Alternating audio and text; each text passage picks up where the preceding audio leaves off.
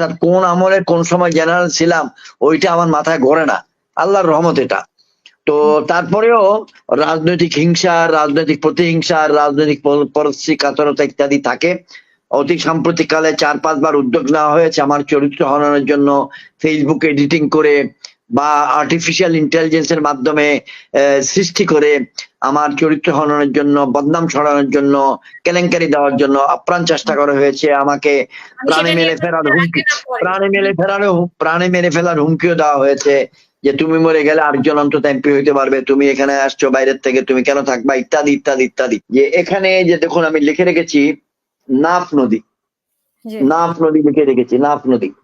এই নাফ নদীটা এখানে নীল রঙের, এই যেখানে নীল রং দিয়ে নদী দেখানো হয়েছে। উত্তর থেকে দক্ষিণ দিকে প্রবাহিত নাফ নদীটা বাংলাদেশ এবং মিয়ানমারের মধ্যে সীমানা, এবং এটা বঙ্গোপসাগরে যায় পড়ে। এখন একটা মাত্র রাস্তা আছে, যে পানির যে অংশটা মিয়ানমারের অর্থাৎ নদীর পূর্ব অংশ, সেখান দিয়ে নৌযান যাওয়া। এই নৌযানে করে যদি যাতায়াত শুরু করে, তখন মিয়ানমারের তীর থেকে, নাফ নদীর মিয়ানমারের ডাঙ্গা থেকে, তীর থেকে দুষ্কৃতিকারীরা আমাদের নৌযানের উপরে গোলাগুলি করে। তো আমি কোরবানিটা দেওয়ার জন্য ঢাকাতেই ছিলাম, তবে এলাকাতে আমরা মাংস বিতরণ করেছি, কোরবানির মাংস। আজকে গতকাল যেহেতু প্রত্যেকেই যার যার নিজের কাজ নিয়ে ব্যস্ত ছিল, আজকে 2 জায়গায় কোরবানির মাংস বিতরণ করেছি। একটি করেছি জনাব ওসমান বিন রহিমুল্লাহ নামক একজন ব্যক্তির সহায়তায়। উনি একটা ফাউন্ডেশন করেন এবং উনি আমাদের এলাকার জন্য অনেকগুলো গরু এনে জবাই করেছেন। আমি এবং প্রশাসনের পক্ষ থেকে তাকে সহযোগিতা করেছি। এটা চকরিয়া উপজেলার ফাঁসিয়াখালীতে দেওয়া হয়েছে। আর জেলা প্রশাসক, বাংলাদেশ সরকারের পক্ষ থেকে জেলা প্রশাসক আমাদেরকে 448 কিলোগ্রাম মাংস দিয়েছেন কক্সবাজার থেকে চকরিয়া এবং পেকুয়ার জন্য। আমরা সেটাও ইতিমধ্যে বিতরণ করে শেষ করেছি। বিকেল বেলা 4:30 থেকে নিয়ে 6টা পর্যন্ত সময় আমরা চকরিয়ায়, যেখানে আমি বাসা নিয়েছি, এটা আপনাকে জানানো হয়নি যে আমি আসলে ঢাকা মহানগরের ডিওএইচএস এর বাসায় আজকাল খুব কম থাকি। আমার বেশিরভাগ সময়টা কেটে যায়, সশরীরেই কাটে চকরিয়ায়। ওখানে চকরিয়া পৌরসভার ফুলতলা মোড়ে আমি 2টা ফ্ল্যাট মিলে একটা প্রায় 2500 স্কোয়ার ফিটের বাসা নিয়েছি, এবং নিচের তলায় একটা 1500 স্কোয়ার ফিটের অফিস নিয়েছি। তো সেখানে উঠানের মধ্যে একদম আমি এখন চকরিয়াবাসী হয়ে গেছি, যেহেতু আমি তাদের কাছে থাকার জন্য, মানে জনগণের কাছে থাকার জন্য। কারণ আমার নির্বাচনের আগে আমার নামে অপপ্রচার ছিল, সে ঢাকাইয়া লোক, সে প্রবাসী, সে আমাদের এখানে থাকবে না, তোমরা পাবা না। আর গতকাল আর আজকে মিলে তো না হলো 250 থেকে 300 ফোন আমি রিসিভ করলাম, কথা বললাম, আবার কয়েকদিনের মধ্যে চলে যাব। তো 24শে জুন বাংলাদেশ পার্লামেন্টে বাজেট নিয়ে যে সাধারণ আলোচনা চলছে, সেখানে অংশগ্রহণ করব বিধায় আমি একটু প্রস্তুতি নিচ্ছি, এই জন্য আজকে 2-1 দিনের মধ্যে যাচ্ছি না। আর 29শে জুন তারিখে বাংলাদেশ কল্যাণ পার্টির বিশেষ কাউন্সিল আছে, সেটাও করব।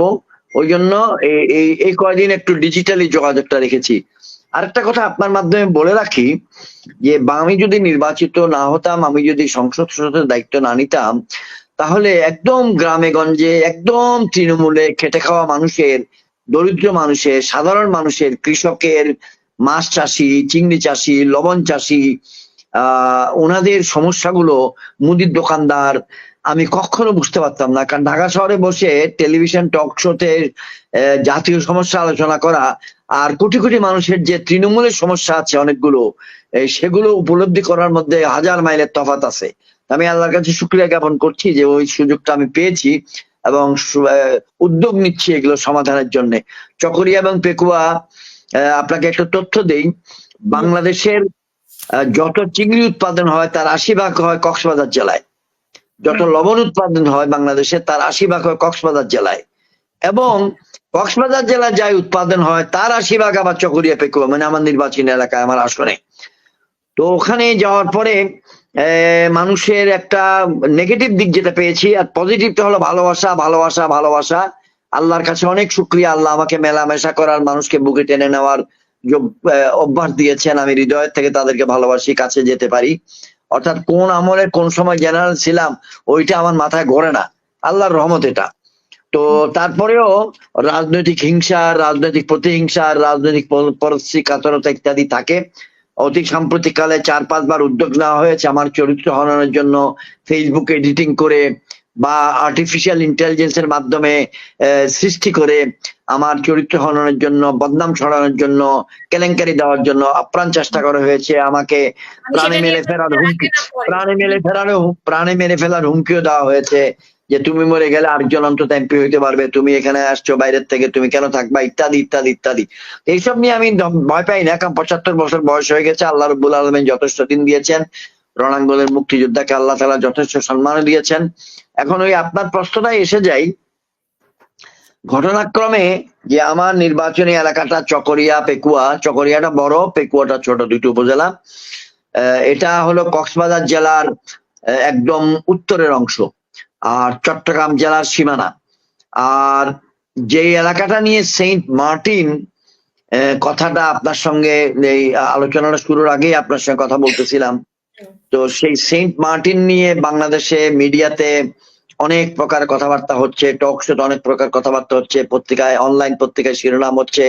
আপনি যেটা এখন দেখাচ্ছেন এই একই জিনিসটা যদি সম্মানিত দর্শক শ্রোতা আপনারা দেখেন, এই ম্যাপটাতে উত্তর হচ্ছে উপরের দিকে, দক্ষিণ হচ্ছে নিচের দিকে, পূর্ব দিক হচ্ছে ডান দিকে, আমার ডাইন হাত যেদিকে, এই যে এদিকে এটা হলো পূর্ব, আর পশ্চিম হচ্ছে যেদিকে হাসিনাকে দেখা যাচ্ছে সেদিকে। এবং এখানে আমি অনেকগুলো জায়গার নাম লিখেছি, আপনারা খেয়াল করবেন। চকরিয়া লিখেছি, কক্সবাজার লিখেছি, টেকনাফ লিখেছি, সেন্ট মার্টিন লিখেছি, এবং আমি আরো লিখেছি কোনখানে মিয়ানমার সেটা দেখানো হচ্ছে, এবং কোনখানে ইন্ডিয়া সেখানে দেখানো হচ্ছে। হাতে আঁকা মাপটা টেবিল টক উইথ হাসিনা আজকের তারিখ দিয়েছি, যাতে করে আপনারা সবাই এটা দেখতে পান। এখানে যে জায়গাটার রংটা পরিষ্কার উঠে আসে নাই, যদি জুম করা যেত, না করলে আমি অন্তত এখানে দেখাই যে এখানে যে দেখুন আমি লিখে রেখেছি নাফ নদী, নাফ নদী লিখে রেখেছি, নাফ নদী। এই নাফ নদীটা এখানে নীল রঙের, এই যেখানে নীল রং দিয়ে নদী দেখানো হয়েছে। উত্তর থেকে দক্ষিণ দিকে প্রবাহিত নাফ নদীটা বাংলাদেশ এবং মিয়ানমারের মধ্যে সীমানা, এবং এটা বঙ্গোপসাগরে যায় পড়ে। যেমন খুলনা সাতক্ষীরা অঞ্চলে আমাদের সীমানা হচ্ছে রায়মঙ্গল নদী, তার মাঝখান দিয়ে আন্তর্জাতিক সীমানা। আর ওই পারে ভারতীয় নিরাপত্তা বাহিনী টহল দেয়, এই পারে বাংলাদেশের নিরাপত্তা বাহিনী টহল দেয়। আবার নাফ নদীও এরকম, মিয়ানমারের পূর্ব সাইড হলো মিয়ানমারের, পশ্চিম সাইড হলো বাংলাদেশের। আর সেন্ট মার্টিনটা হলো বাংলাদেশের সর্বশেষ সীমানা, যেটা আবার যদি ম্যাপটা দেখাতে পারেন, অথবা আমি এখানে দেখাই দিচ্ছি, এই যে জায়গাটা, এই জায়গাটা, এটা হচ্ছে এই যে এটা সেন্ট মার্টিন। এই সেন্ট মার্টিনটা হচ্ছে একটা দ্বীপ, প্রবাল দ্বীপ, ইংরেজিতে বলে কোরাল আইল্যান্ড। আর সেন্ট খুবই ছোট, এটা টেকনাফ উপজেলার একটা ইউনিয়ন মাত্র। সেখানে বর্ষাকালে যাওয়া আসা খুব কষ্ট, কারণ হচ্ছে যে সমুদ্র উত্তাল থাকে। স্বাভাবিকভাবে 4 ঘন্টা 4.5 ঘন্টা লাগলে, যখন সমুদ্র উত্তাল থাকে তখন 9 থেকে 10 ঘন্টা লেগে যায়। তো আর যাওয়ার রাস্তা নরমালি হচ্ছে টেকনাফ নদী দিয়ে। টেকনাফ নদী, আবারও আমি বলি, বাংলাদেশের সর্বদক্ষিণের উপজেলা টেকনাফ, তার উত্তরে উখিয়া, তার উত্তরে রামু, কক্সবাজার সদর, তার উত্তরে ঈদগাহ, তার উত্তরে চকরিয়া পেকুয়া। তো এই যে আপনারা দেখছেন, এটা এই নাফ নদীর পূর্ব সাইড মিয়ানমারের, নাফ নদীর পশ্চিম সাইড বাংলাদেশের। এখন ঘটনাক্রমে বা দুর্ঘটনাক্রমে নাফ নদীর পশ্চিম সাইডে বাংলাদেশের অংশে ডুবোচর, লুকানো চর উঠে গেছে, ফলে ওই অংশ দিয়ে নৌযান যেতে গেলে আটকে যায়। এখন একটা মাত্র রাস্তা আছে, যে পানির যে অংশটা মিয়ানমারের, অর্থাৎ নদীর পূর্ব অংশ, সেখান দিয়ে নৌযান যাওয়া।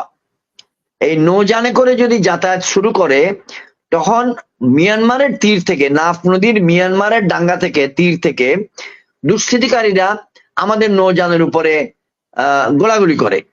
আজকে আমরা কথা বলছি মঙ্গলবার 18 জুন 2024। গতকাল ছিল সোমবার, বাংলাদেশে কোরবানির ঈদ, তার আগের দিন ছিল রবিবার। আমি স্থানীয়ভাবে খবর নিলাম, আপনার টক শোতে কথা বলার আগে স্থানীয়ভাবে খবর নিয়েছি, যেহেতু আমি ওই জেলার একজন এমপি, 4 জন এমপির একজন। তো ওখানে গত রবিবারে কোনো গোলাগুলি হয় নাই, গতকাল সোমবারও গোলাগুলি হয় নাই, আজকে মঙ্গলবারও কোনো গোলাগুলি হয় নাই। না হওয়াতে জনগণের মনে একটা স্বস্তি এসছে।